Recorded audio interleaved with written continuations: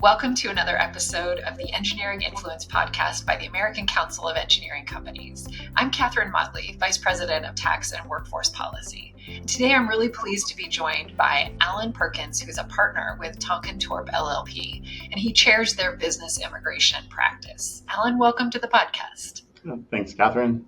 So we are talking about immigration policy today because this is such a key issue for the engineering industry.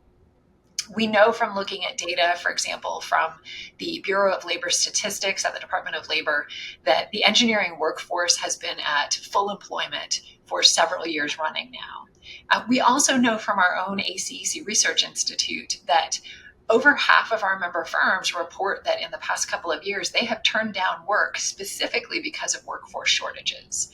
So, of course, like all other employers, engineering firms turn to American workers first, as they are required to do. But sometimes there aren't qualified Americans available. And so at that point, engineering firms sometimes turn to foreign nationals, particularly people who have studied engineering at U.S. universities. We also know that half of engineering master's degrees awarded by U.S. universities over the past several years have been awarded to international students. So it's a really important part of the labor force. And so we are going to talk to Alan, who first was connected to ACEC by an ACEC member firm when we worked together on a letter to President Biden about a year and a half ago, looking at different pieces of the immigration system and where some changes or upgrades could be made. So, Alan, here we are. We are, a year and a half later, we have a new president returning to the White House, who may have a different kind of take on immigration policy than what we've seen the last few years. We were interested by President Trump's comments that he made during the campaign about awarding green cards to any student who earns a degree from U.S. universities. I mean, what are your thoughts about that idea? Yeah. It sounded really nice, but big picture wise, it's pretty unlikely that he would be able to do that because it really needs Congress. And at least in the news, we heard that there was a lot of pushback from members of Congress against that idea. And we've got a set number of green cards that are available each year in the statutory law. And everything's kind of set in place. So there's really not a way for the executive branch to do it on their own. So really is going to be a question of how Congress may feel about that and how much he really, really is going in that direction. And I think a lot of what we'll talk about today is, how much are we going to go back to Trump 1.0, the first administration? And I think we know there are new influences with this new administration. So you've got Elon Musk and Stephen Miller, the more restrictionist side, and maybe the more tech and engineering friendly side. So we will see with time what plays out. Definitely. And it's interesting because, we had seen coming out of the Trump administration, as you said, 1.0, some proposed rules that would have really restricted the use of H-1B visas. And whereas just yesterday, the Biden administration finalized a rule trying to keep in place some proposals that they had to try to make the system work more efficiently. I'm curious what you think about whether some of those proposals that were finalized yesterday, do you think they will stick around, or do you think the incoming administration might try to go back to their ideas from 2020? Yeah, that's a toughie. A lot of this is always tough, and I wish I had my crystal ball worked better. But the rule yesterday is supposed to go into effect on January 17th, and I'd need to take a better look at some of the law relating to administrative rules and this final rule, whether it's going to stick, whether Congress can do something at the beginning of the year to get rid of this rule. But the Biden rule, I'll call it, it has some good things and some stuff that actually is a little bit more on the enforcement side. They put more in that, actually the Trump team might not be so opposed to in terms of making sure that certain things are compliant and enhanced, if you want to call it that, penalties for non-compliance. But there were a few things that are in there, like extending cap gap from October 1 to April 1st. That gives more additional time for regularly processed cases. They codified deference, so providing deference to previous USCIS decisions where the facts are the same in the cases. But yeah, there's more in there about inspections as well, including potential inspections by USCIS after a case is filed, but before it's decided. Like they can come in and do an inspection. So that's interesting. So there are some changes there as well. Specialty occupation, I, for the most part, liked the changes to the definition.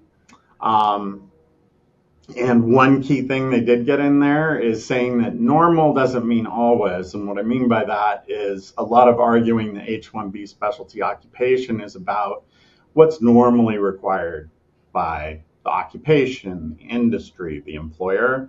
And under Trump 1.0, when we saw the RFE rates go up to like 60 to 80% for these cases, one of the things that they like to push back on was say, well, this isn't a normal requirement because you don't always require it. So this regulation says, you know what, normal means what it normally means, which isn't always. And so it's nice to see that in there. But some of the themes of Trump last administration proposed regulations, could they come back? Yeah, it's possible.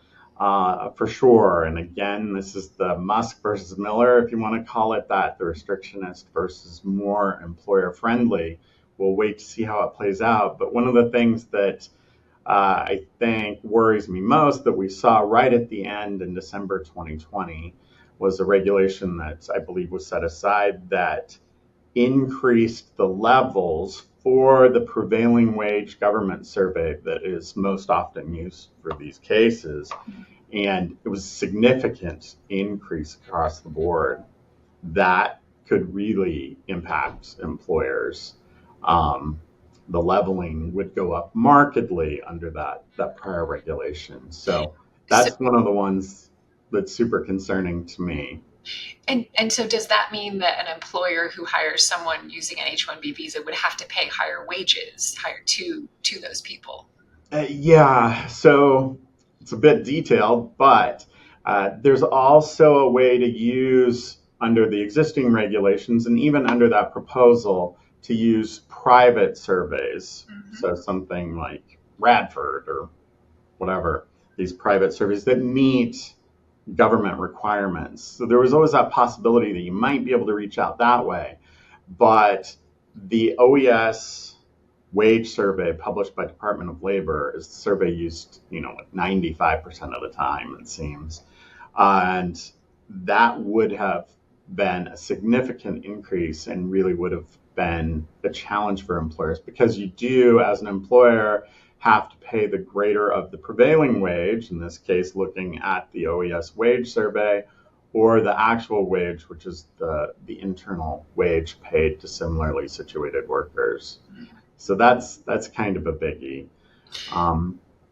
Another is tying wage to the H-1B lottery. That's one of the other themes that has been discussed and looked at back then.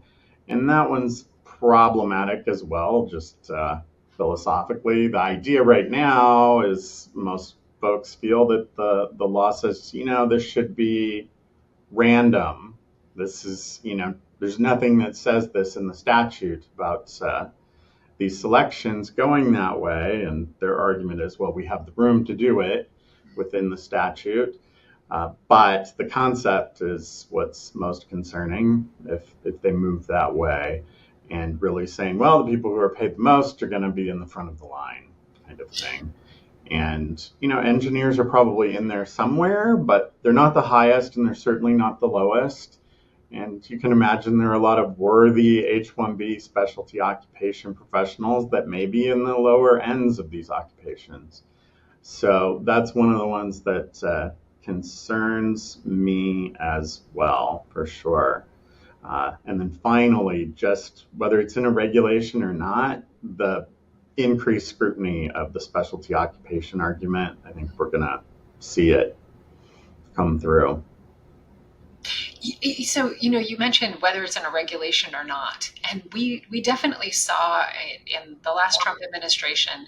You referred a moment ago to the requests for evidence, the RFEs, some of the longer processing times, sort of tools that the administration has at its disposal outside of a regulatory process, without having to go through a regulatory process.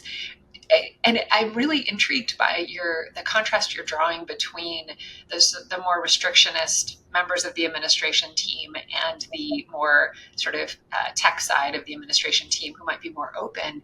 I'm interested to see whether the administration goes back to that tightening of requiring so much more information for what used to be pretty standard renewals of an H-1B visa. Mm-hmm. Do you think we might see some of that again?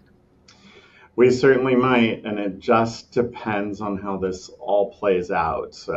Trump 1.0 definitely, as those of us who are in the game remember, was not business friendly with respect to business immigration. And it's quite possible we could head back that direction for sure and see really increased request for evidence RFE rates. I think before they were in the 60 to 80% at their height. It seemed like every time you filed an H-1B petition, even an extension, you just expected to get pushback and requests for additional information, which took a lot more time and cost employers a lot more money.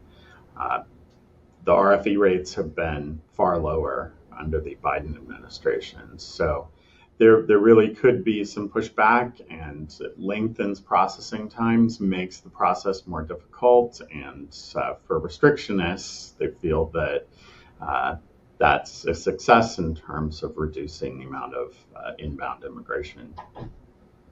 It is an interesting idea, though, because, at the same time, we have data that shows that not enough students are studying engineering. And as I mentioned earlier, there are a lot of people who come from other countries to study at U.S. universities.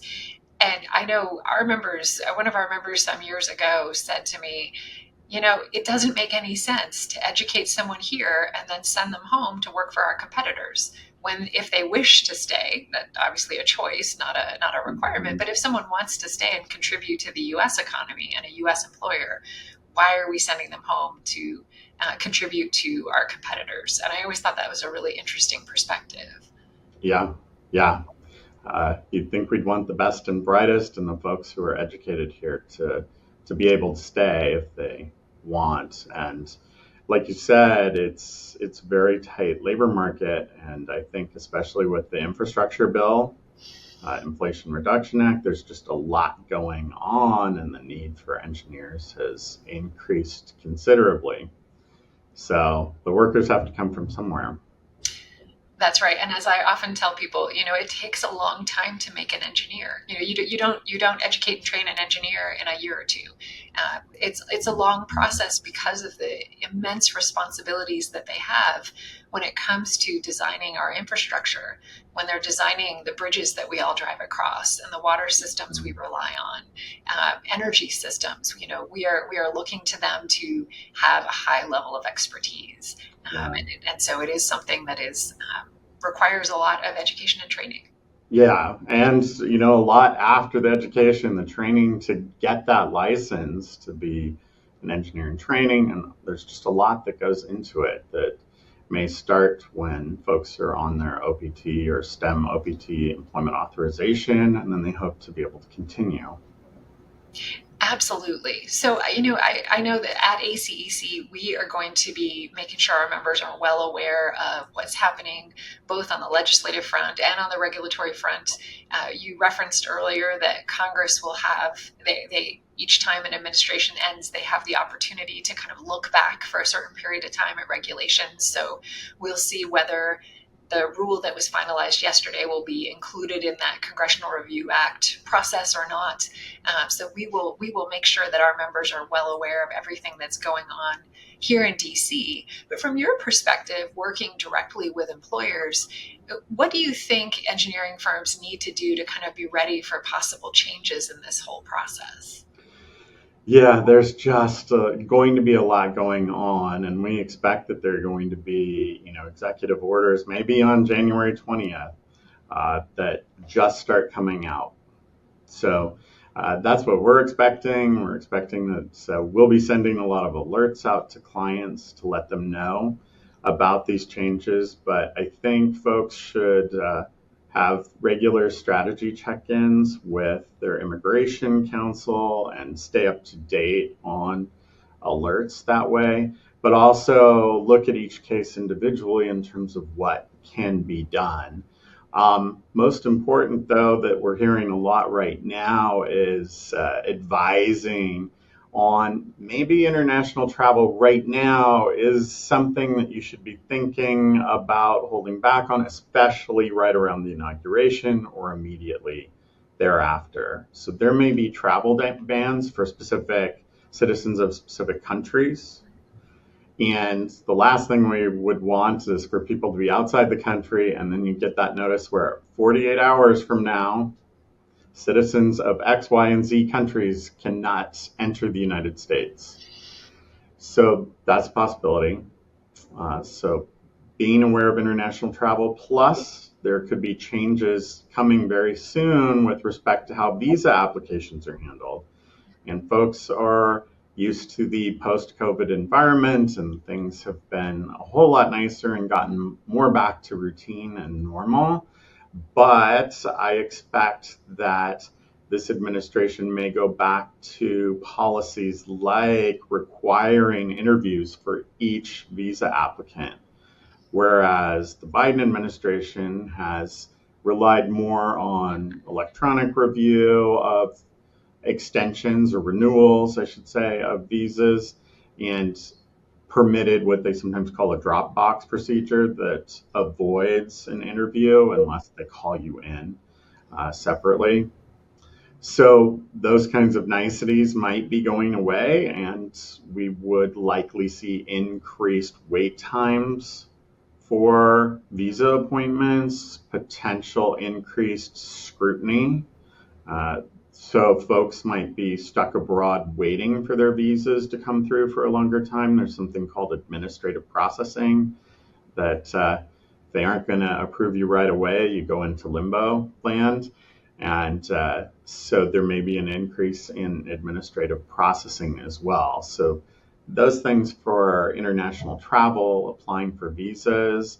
More immediately, a reminder to your non-citizen employees to be sure to carry evidence of their status in the United States, their legal status. So it's not just the passport and visa. A lot of people think it's the visa stamp in the passport, but there is other documentation that really definitively says what your legal status is and how long you can stay. Most often, that's the Form I-94 that's issued by Homeland Security. So it's important that folks carry that documentation with them as we hear about mass deportations that are coming. And also increased employer I-9 tune-ups might be in order. So there might be more enforcement coming. I have heard that ICE might be gearing up for that. So not only the mass deportations, but also increases in employer enforcement may be coming as well. So doing an I-9 tune-up is probably a good thing. So yeah, those are my immediate tips for what may be coming. But thinking well ahead and getting a game plan for folks and a strategy for each employee, extending people who are already here as early as possible and not waiting to the last minute. Like for an H-1B, you can apply up to 6 months in advance. So maybe starting couple months earlier than that, and making sure the case is filed as early as possible is really a prudent thing to do. And starting green card processes maybe earlier than employers would have thought of before, because usually it's a big commitment, time and money wise on the part of employers, and so they want to make sure that there's a good fit with the employee a lot of times. But given the increased processing times we're already seeing with DOL, coupled with what we know the administration is saying, like requiring workers to go back to the office, things like DOL funding coming from Congress, increased demand for DOL processing, we could see additional slowdown on the DOL side as well with respect to labor certifications for green card applications. So thinking about earlier starting processes is probably prudent. So it sounds like the best thing that employers can do right now is make sure they check in with their immigration lawyers and see kind of where they stand with their workforce. And as you said, with their firm generally in terms of those potential audits.